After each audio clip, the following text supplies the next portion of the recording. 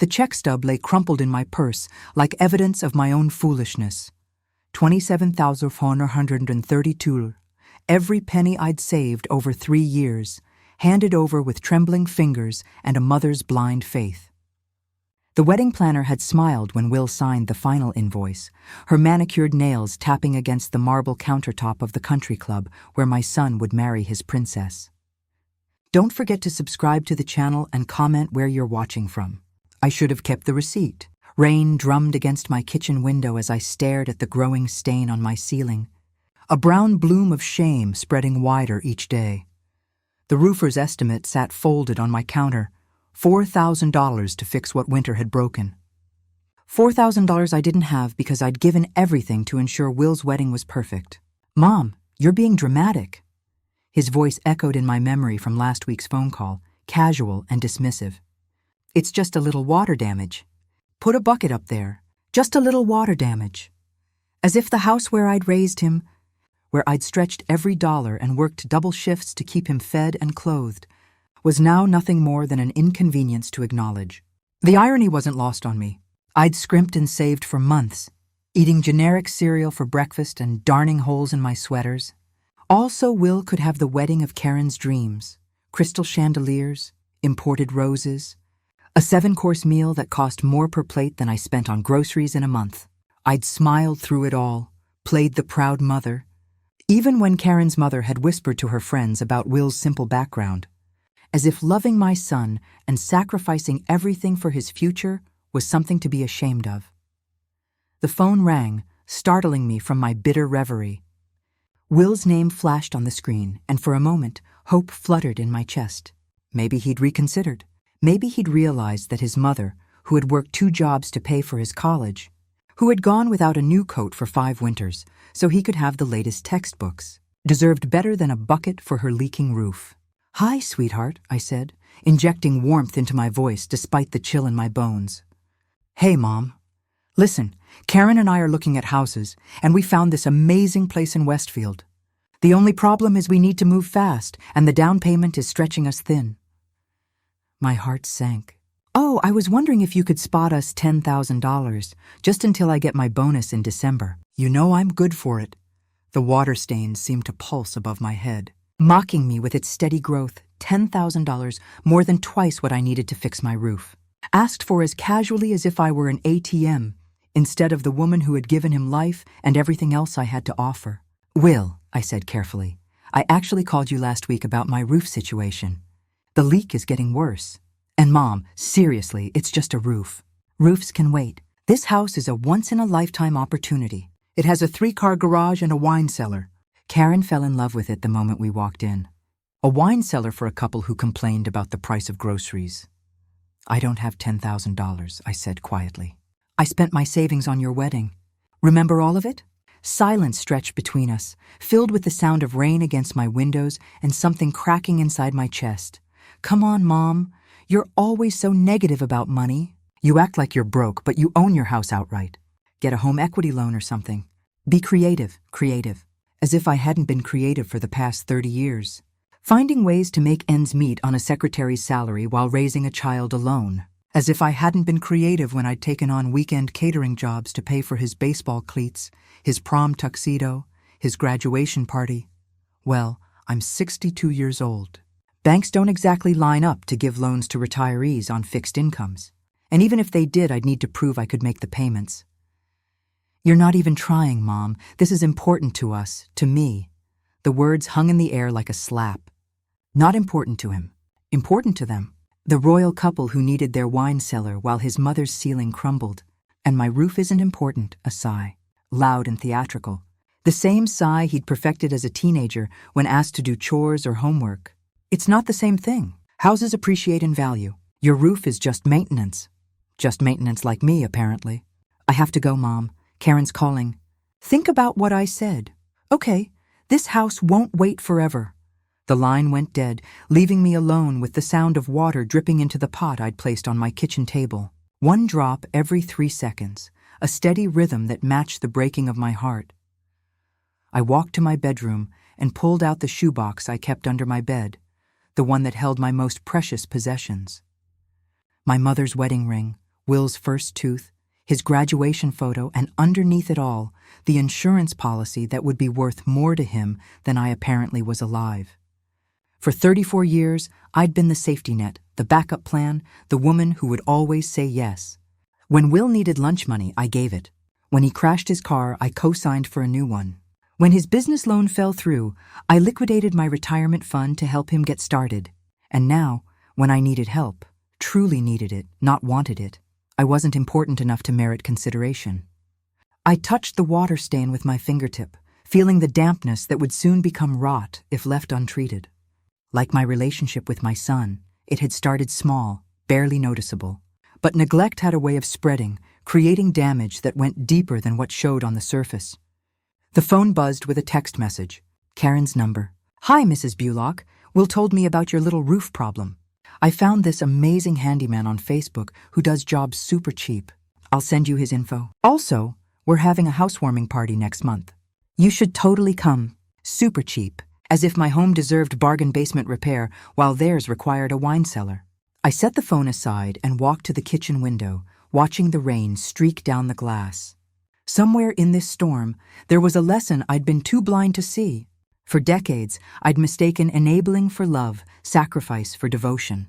I'd raised a son who saw me not as a mother to be honored, but as a resource to be tapped. The water stain pulsed above me, and I understood its message with sudden crystal clarity. Some damage once done changes everything. I picked up my phone and scrolled through my contacts until I found a number I hadn't called in over a year, Eleanor Price, my former coworker who'd retired at 55 and moved to Florida after her divorce. Eleanor, who'd always told me I was too soft, too giving, too willing to be taken for granted. "Eleanor," I said when she answered, "it's Beth. I need some advice." "Well, I'll be damned," she laughed. Beth Bullock calling for advice instead of giving it. This should be interesting. As I began to tell her about Will and the roof and the wedding that had cost me everything, I felt something shift inside me. The water might be dripping through my ceiling, but for the first time in years, I was seeing clearly, and what I saw was going to change everything. Eleanor's laugh crackled through the phone like electricity, sharp and knowing. "Oh, honey," she said after I'd finished my story. "You've been playing the fool's game for 34 years. But the good news is, it's never too late to change the rules." I clutched the phone tighter, standing in my kitchen as another drop of water hit the pot with a hollow ping. "I don't know how to be different, Eleanor. He's my son, my only child. And that's exactly why he treats you like a doormat. You've taught him that Mommy will always save the day, no matter what it costs her." Her voice softened slightly. "Beth, I watched you for 15 years at that office. You'd give your lunch money to a coworker who forgot their wallet, work overtime for free when someone called in sick, cover for people who were too hungover to do their jobs. You're a giver, but you never learned when to stop giving." The truth of her words settled in my stomach like a stone. So what am I supposed to do? Cut him off completely? He's still my son. No, you're supposed to start acting like you have some self-respect. When's the last time Will asked how you were doing? Really asked. Not just the polite small talk while he's buttering you up for his next favor. I opened my mouth to answer and found nothing. The silence stretched so long that Eleanor chuckled grimly. "That's what I thought. Listen, I've got an idea. But first, you need to decide if you're ready to stop being a victim." 3 days later, I stood in the offices of Diaz & Associates, the most respected roofing company in town. Not the cheapest. Karen's Facebook handyman recommendation, but the best. The kind of company that guaranteed their work and had been in business for 30 years. "Mrs. Bullock," Mr. Diaz said, reviewing my estimate. "I have to be honest with you. This isn't just about replacing shingles. The water damage has compromised some of the structural supports. We're looking at closer to $8,000 for a proper repair. $8,000. Double what I'd thought. And I still only had $37 in my checking account. But Eleanor's words echoed in my mind. Sometimes you have to spend money to make a point. "When could you start?" I asked. "Well, that depends on your timeline and payment preferences. We offer financing options." "I'll have the money by Friday," I said with a confidence that surprised us both. "Cash payment, 20% discount for paying up front." Mr. Diaz smiled. I think we can work something out. That evening, I sat at my kitchen table with a legal pad, itemizing 34 years of financial gifts to my son. The baseball camp when he was 12, $800. The car repair when he was 17, $1,200. College tuition assistance beyond his scholarship, $43,000. The business loan when he was 25, $15,000. Wedding costs, $27,132. The list went on for 3 pages. By my conservative estimate, I'd given Will over $200,000 throughout his life. Money I'd earned, saved, and sacrificed for. Money that had bought me nothing but the privilege of being ignored until the next crisis arose. I picked up my phone and dialed Will's number. "Hey, Mom," he answered, sounding distracted. I could hear Karen's voice in the background, something about granite countertops. "Will, I've been thinking about what you said, about being creative with the roof situation." "Oh, good.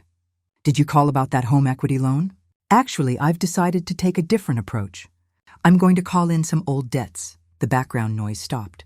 "What do you mean?" "Well, I was going through my records and I realized I've loaned you quite a bit of money over the years. Money that was never formally repaid." Silence. Then, "Mom, what are you talking about?" "You didn't loan me money. You gave it to me. Parents help their children. That's what family does." "You're absolutely right," I said, my voice steady despite the hammering of my heart. "Family does help family, so I'm sure you'll understand that I need help right now. And as family, you'll want to assist me. We've already discussed this. I don't have $4,000 lying around. Actually, it's $8,000 now. The damage was more extensive than originally estimated," a sharp intake of breath. "8,000? Mom, that's ridiculous. Just patch it up for now and deal with it later. Like you dealt with paying me back later?" The words hung between us, heavy with decades of unspoken resentment. I could hear him breathing.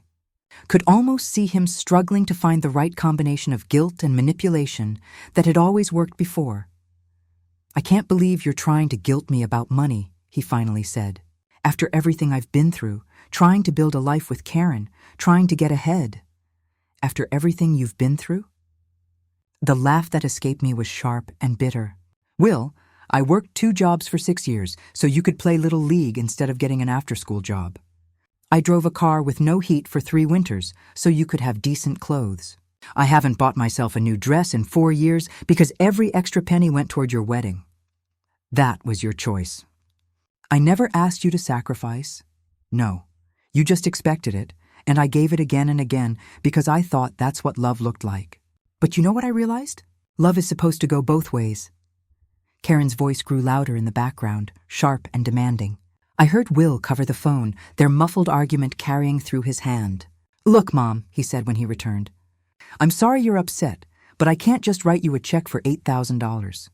Maybe we can work out some kind of payment plan. How much did you spend on your honeymoon? What does that have to do with anything? Humor me." A pause. $12,000. But that was a once-in-a-lifetime. $12,000 for 2 weeks in Europe. But you can't help your mother fix the roof over her head. The same roof that sheltered you for 18 years. That's not fair. Mom, you're comparing apples and oranges. You're right. I'm comparing your priorities to mine, and they don't match up. I could hear Karen's voice more clearly now, frustrated and sharp. "Just tell her we can't help her, Will. We have our own responsibilities." Our own responsibilities? As if I weren't family, weren't worthy of consideration alongside their granite countertops and wine cellars. "Will," I said quietly, "I'm going to ask you one more time. Will you help me repair my roof?" The silence stretched for nearly 30 seconds. When he spoke, his voice was cold and distant, like a stranger's. "Mom, I'm not a bank. I'm sorry about your roof, but that's not my responsibility. You're an adult. Figure it out." The line went dead. I sat in my kitchen, listening to the steady drip of water into the pot, and felt something fundamental shift inside me. The last thread of hope, the final vestige of the woman who believed her son would eventually remember all she'd done for him, finally snapped. "I'm not a bank." The words echoed in my head as I opened my laptop and began researching. If Will wanted to treat our relationship like a business transaction, then perhaps it was time I started thinking like a businesswoman. By midnight, I had a plan. The next morning, I called Eleanor back. "Well," she asked, "how did it go with the prodigal son?" "He told me he's not a bank." Eleanor's silence was loaded with understanding. What do you need me to do? Do you still have connections at the credit union? People who might be willing to help an old friend explore her options? Beth Bulock, you beautiful, vengeful woman. It's about time you grew some teeth. As I hung up the phone, I caught my reflection in the kitchen window. The woman staring back at me looked older than her 62 years, worn down by decades of giving without receiving. But there was something new in her eyes, a hardness that hadn't been there before. Will had taught me that love was conditional, that family was just another word for convenient resource. But he'd forgotten one crucial lesson from all those years of my sacrifice. I'd learned to be very, very creative with money when I needed to be. And now, for the first time in 34 years, I was going to be creative for myself. The water dripped into the pot, but I no longer heard it as defeat. Now it sounded like a countdown. Eleanor's friend at the credit union was a woman named Kimberly, in her 50s with steel gray hair, and the kind of direct gaze that suggested she'd heard every sob story in the book. She reviewed my financial documents with professional efficiency while I sat across from her desk, my hands folded in my lap like a penitent schoolgirl. Mrs. Bulock, she said finally, your credit is excellent and you do own your home outright. The issue isn't whether we can approve a loan. It's whether you can afford the payments on your current income. I understand, but I have some assets that might change the equation. Kimberly raised an eyebrow. Oh. I slid a folder across her desk. Inside were copies of every receipt, every check, every documented expense I'd paid for Will over the past 15 years. The wedding invoice sat on top, signed by both Will and me, with a clear notation that I had paid the full amount. I've been carrying some private debt, I said carefully. Money I loaned to family members. I'm planning to call in those loans to secure additional income. Kimberly flipped through the pages, her expression growing more interested with each document. This is quite substantial. Do you have any written agreements for repayment? Not formal contracts? No. But I have documentation of the expenses and in several cases, text messages and emails where repayment was discussed. I pulled out my phone and showed her screenshots I'd taken the night before. Messages from Will over the years. Thanks, Mom. I'll pay you back as soon as I can. Just a loan until I get on my feet. You know I'm good for it. I see. Kimberly leaned back in her chair, studying me with new respect. And you're confident these debts can be collected?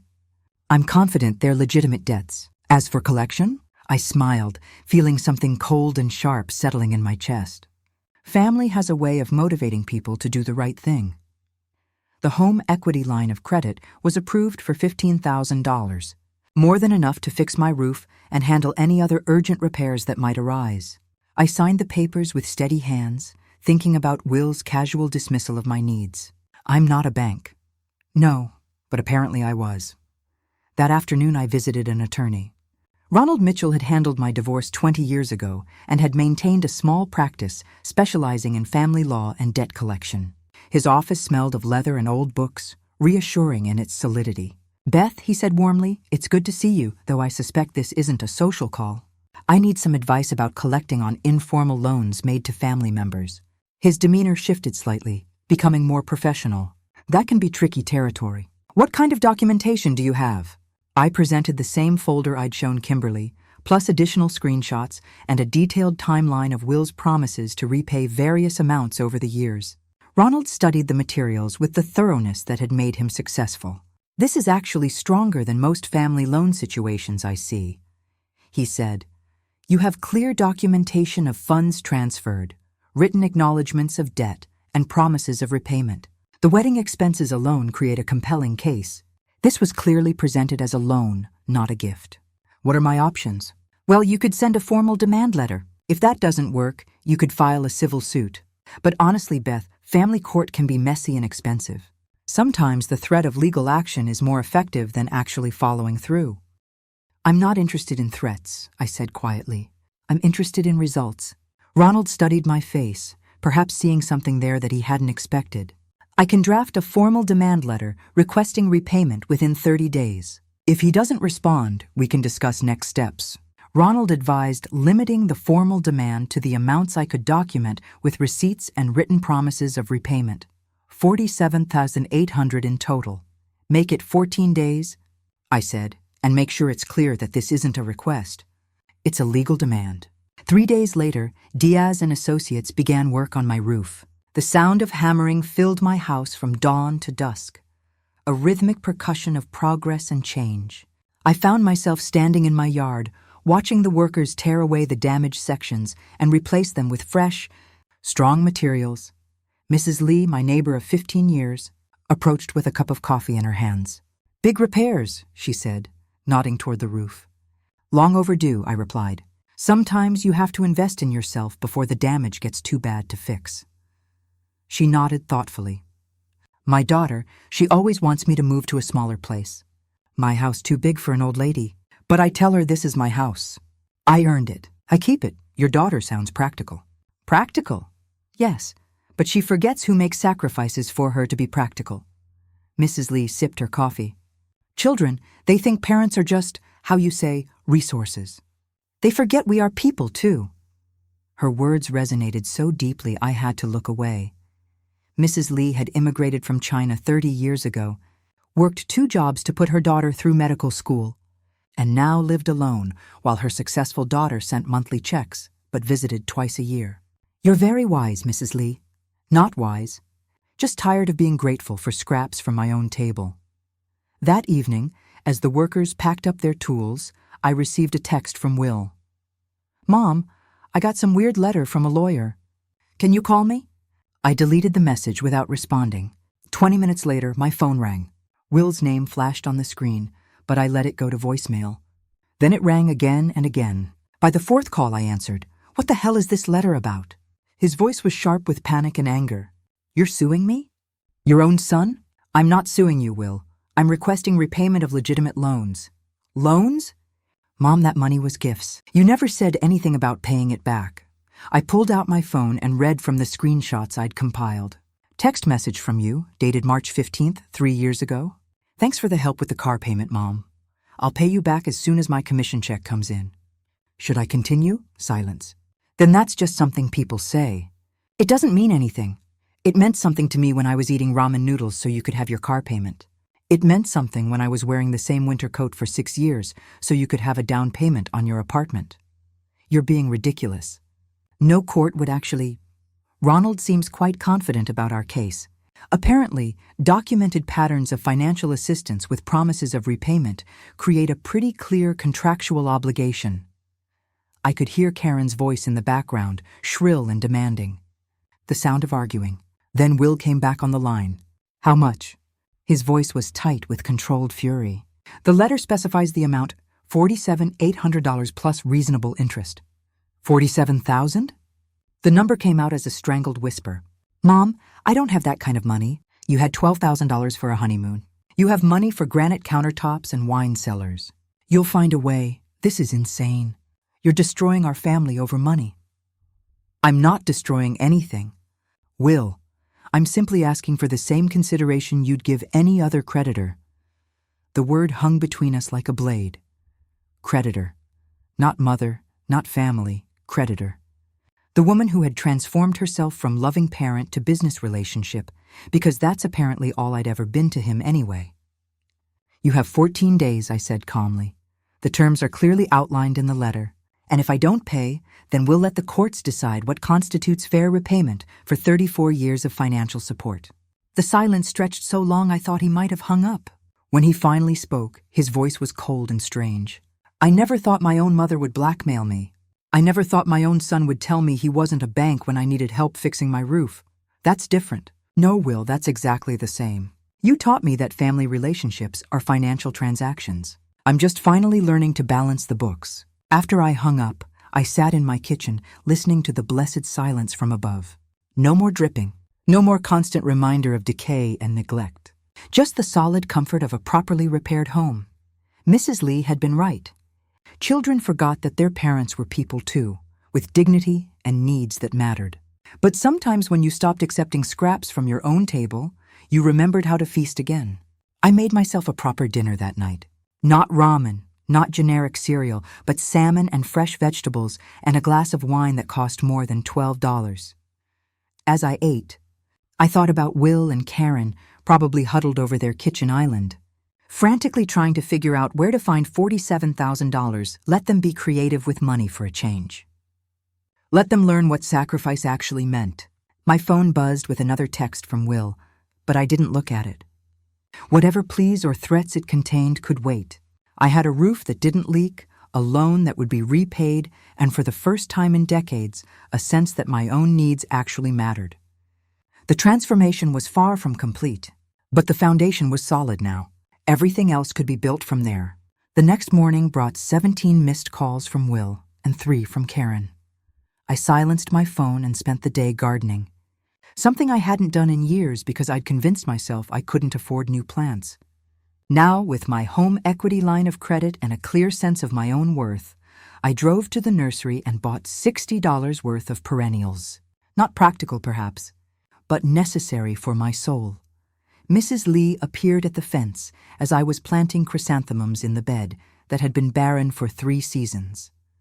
"Beautiful flowers," she said, then lowered her voice. "My daughter called me this morning. She heard from someone that Will is very upset about something small town, you know?" I sat back on my heels, brushing soil from my gloves. Word travels fast. She asked me if I know what's happening. I tell her I mind my own business. Mrs. Lee's smile was sly. But I also tell her maybe she should call her own mother more often before she needs a lawyer too. "You didn't?" "Oh, I did. Sometimes children need a reminder that parents are not forever patient." The thought of Mrs. Lee using my situation as a teaching moment for her own daughter was both amusing and deeply satisfying. We worked in companionable silence for a while, me planting and her deadheading her own fall flowers. "You know," she said eventually, "my late husband used to say something. When you teach someone they can take from you without consequence, you teach them to disrespect you. I think you finally stopped teaching the wrong lesson." By noon, my phone had logged 26 missed calls. When it rang for the 27th time, I answered. It was my daughter-in-law's mother, Bree Wilson. I hadn't spoken to her since the wedding, where she'd made it clear that Will was marrying up by joining her family's social circle. "Bree, I'm calling about this unfortunate situation with Will and the lawyer." "Unfortunate situation?" As if my financial exploitation was simply bad weather that would pass. "I'm not sure what situation you mean." "Don't play coy, Beth. Karen is beside herself. She's telling everyone that you're trying to destroy their marriage over money. I'm simply collecting on debts that Will acknowledged and promised to repay." "Oh, please. You're embarrassing yourself and your family with this vindictive nonsense. What will people think?" The question struck me as darkly funny. "What will people think about what, Bree? That I loaned my son money and expect to be repaid? That I prioritized his wedding over my own financial security? Or that I finally stopped allowing myself to be treated like a bank with no expectation of repayment? You're making this sound like some noble cause when it's clearly just spite." "You're right about one thing. It is spite. 34 years of spite that I swallowed every time Will took my generosity for granted. Spite that I buried every time I ate generic cereal so he could have name-brand everything. But you know what's funny about spite, Bree? Sometimes it's just self-respect that's been ignored too long." The silence on the other end suggested Bree hadn't expected this level of articulate anger. "Will is a good boy. Will is a 34-year-old man who told his mother he's not a bank when she needed help with basic home repairs. Will spent $12,000 on a honeymoon, but claimed he couldn't spare $4,000 to keep his mother's roof from collapsing. What exactly about that strikes you as good? Family dynamics are complicated. They really aren't. Either you treat family with respect and consideration, or you don't. Will chose not to. Now he's learning about consequences." I ended the call and immediately blocked Bree's number. Within minutes, my phone buzzed with a text from an unknown number. "This is Karen, we need to talk." I blocked that number too. The doorbell rang at 3:00. Through the peephole, I saw Will standing on my porch, looking haggard and desperate. His usually perfect hair was disheveled, and his shirt was wrinkled. Behind him, Karen sat in their car, talking animatedly on her phone. I opened the door but didn't invite him in. "Mom, please, can we just talk about this like adults?" "I am talking like an adult, Will. I presented my case through proper legal channels and gave you clear terms for repayment. This isn't you, this cold, calculating person. This isn't my mother. You're right. Your mother was the woman who bankrupted herself for your wedding and got told she wasn't important enough to merit a small loan in return. I'm someone else entirely." He stepped closer, and I saw something I'd never seen in his eyes before. genuine fear. "Mom, I need you to understand something. Karen's pregnant." The words hit like a physical blow. Pregnant, a grandchild. The weapon he'd been saving for exactly this moment. "Congratulations." My flat response clearly wasn't what he'd expected. He'd probably envisioned tears, immediate capitulation, promises to forgive everything for the sake of the baby. "That's it? That's all you have to say? What would you like me to say, Will?" "I thought you'd be excited, happy. This is your first grandchild, and what does that have to do with the money you owe me?" His mouth opened and closed like a fish gasping for air. "I can't believe you're putting money ahead of your own grandchild." "I'm not putting money ahead of anything. I'm treating you like the adult you claim to be. Adults pay their debts. Adults don't expect their mothers to finance their lifestyles indefinitely. This isn't about lifestyle. A house with a wine cellar isn't about lifestyle. We need space for the baby. You needed space for a wine cellar. The baby was convenient timing." Karen's voice carried from the car, sharp and impatient. Will glanced back at her, then turned to me with something like desperation. "If you take us to court, if you destroy our credit and our reputation, what kind of life will that baby have?" The manipulation was so transparent, it was almost insulting. What kind of life will that baby have if its parents never learn to be responsible for their own choices? What kind of person will that child become if they're raised to believe that family exists to be exploited? "You're talking about destroying us. I'm talking about you finally facing the consequences of your actions. There's a difference." Will was quiet for a long moment, staring at the new flowers I'd planted. When he looked up, his eyes held a mixture of anger and something that might have been respect. "You've really changed." "No, Will, I finally stopped changing for you." He left without another word, but not before I caught a glimpse of Karen's face through the car window. Pure rage directed entirely at me. The woman who had smiled and called me Mom at the wedding was gone, replaced by someone who saw me as an obstacle to be eliminated. That evening, Eleanor called. "So how are you holding up? Kimberly mentioned you got the loan approved. The roof is fixed, the legal papers are filed, and Will played the grandchild card." "Ah, the nuclear option. How did that go?" "Better than I expected. Apparently, I'm harder to manipulate than I used to be." "And how does that feel?" I considered the question while looking around my kitchen. The water stain was gone, painted over with fresh white ceiling paint. The pot that had caught drips for weeks now held a small succulent I'd bought on impulse. My refrigerator was stocked with food I actually wanted to eat, not just the cheapest options available. It feels like I'm finally living in my own house instead of just maintaining it for someone else's benefit. Good, because the real test is coming. When people start talking, and they will, you'll be tempted to back down, to make peace, to be the bigger person. Don't you dare. "I won't. Promise me, Beth. Promise me you won't let them guilt you back into that cage." "I promise." After we hung up, I made myself dinner again. Another real meal, not something microwaved or from a can. As I ate, I thought about the grandchild Will had used as a shield. A baby who would grow up watching how their parents treated family, how they honored commitments, how they showed gratitude. If I backed down now, that child would learn the same lessons Will had. That love meant endless giving without reciprocity. That family meant available resources. That mothers existed to sacrifice without acknowledgement. But if I held firm, if I demanded the respect I'd earned through decades of sacrifice, maybe that grandchild would grow up understanding that love included boundaries, that family meant mutual consideration, that all relationships, even with parents, required basic decency. The choice was clearer than it had ever been. I was done being the lesson in how to take advantage of unconditional love. Now I was going to be the lesson in what happened when that love finally learned conditions. The 14 days passed like a slow-motion earthquake, each day bringing new attempts at manipulation and reconciliation. Will's sister-in-law called, crying about family unity. His college roommate reached out on Facebook with a message about forgiveness. Even my former pastor, whom I hadn't spoken to in 5 years, somehow got my number and left a voicemail about Christian charity. But the most telling moment came on day 12. I was returning from the grocery store, where I'd bought organic vegetables and good wine, luxuries I'd denied myself for years, when I found Karen sitting in her car outside my house.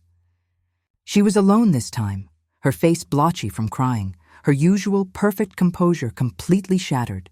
She rolled down her window as I approached. "Mrs. Bullock, please. Can we just talk?"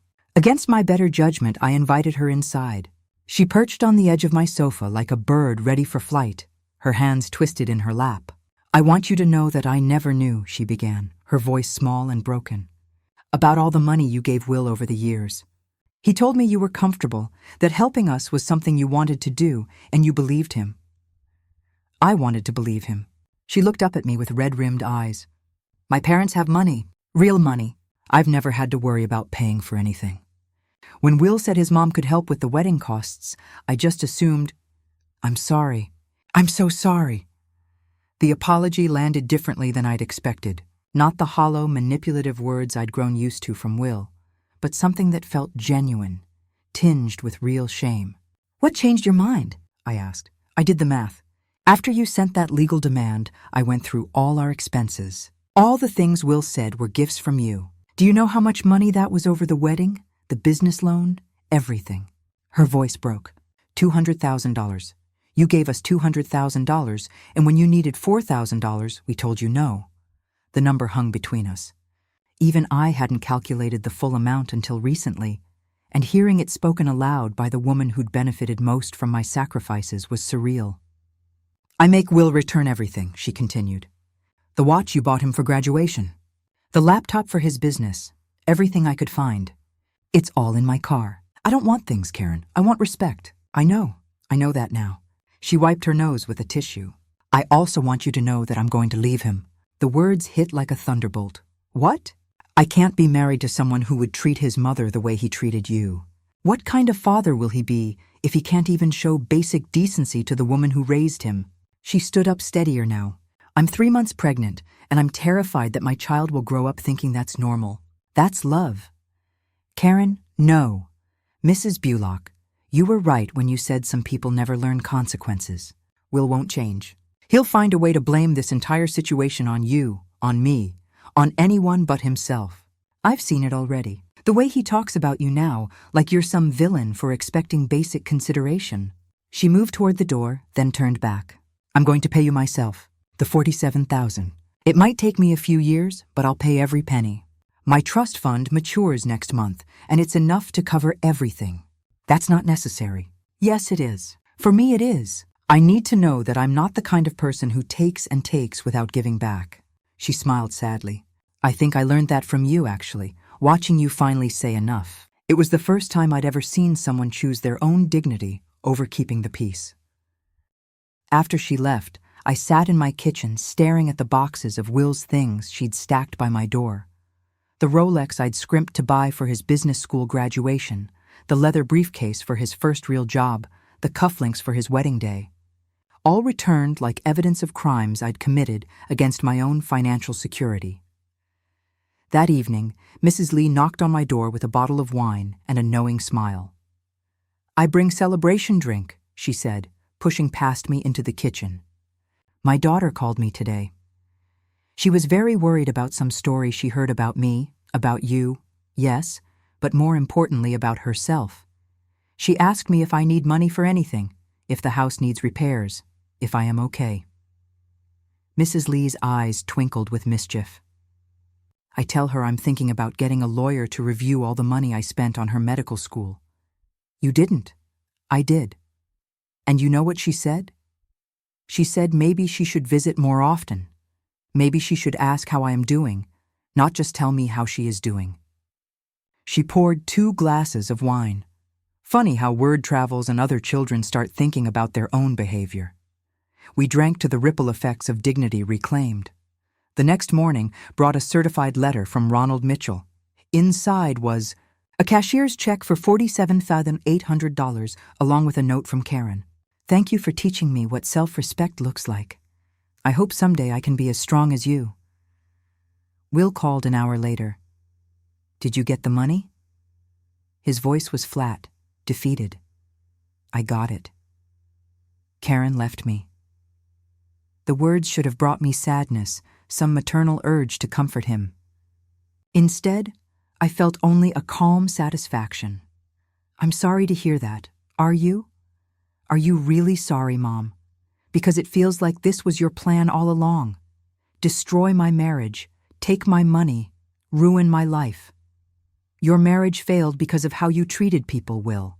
Your money problems exist because you spent money you didn't have on things you didn't need. Your life is what you made it. So, that's it. 34 years of being mother and son, and now we're strangers.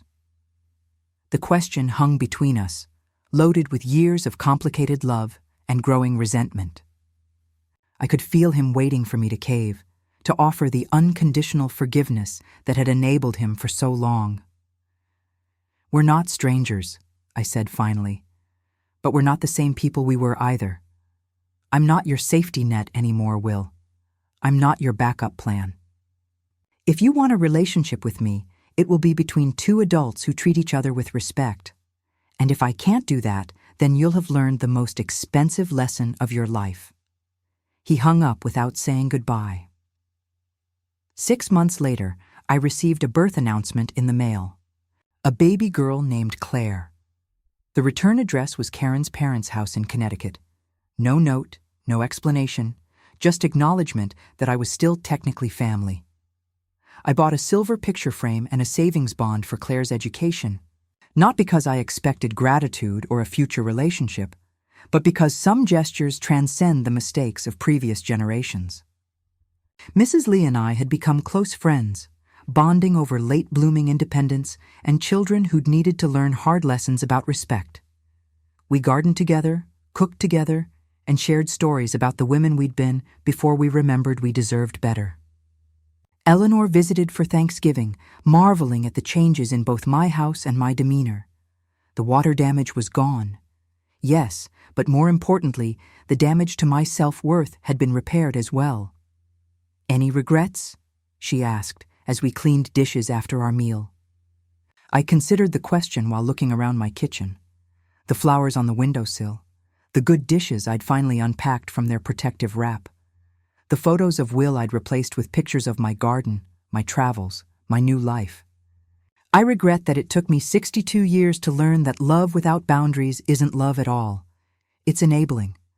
I regret that I taught my son that taking without reciprocating was acceptable. I regret that I almost died with my dignity intact, but my bank account empty. But do you regret making him face consequences? No. If anything, I regret not doing it sooner. As I write this, it's been a year since I demanded repayment of Will's debts. He sent a Christmas card last month, the first communication since our final phone call. Inside, just his signature and a return address in Phoenix. No apology, no explanation, but also no request for money or favors. Progress of a sort. Karen sends photos of Claire occasionally, along with small payments toward a debt she's already paid in full. I think she understands that the money isn't the point anymore. It's the gesture, the acknowledgement, the proof that some people can learn to honor their obligations. The baby looks like Will did at that age, all dark eyes and a serious expression. I wonder what kind of woman she'll grow up to be, raised by a mother who learned that dignity is worth fighting for and a father who learned that actions have consequences.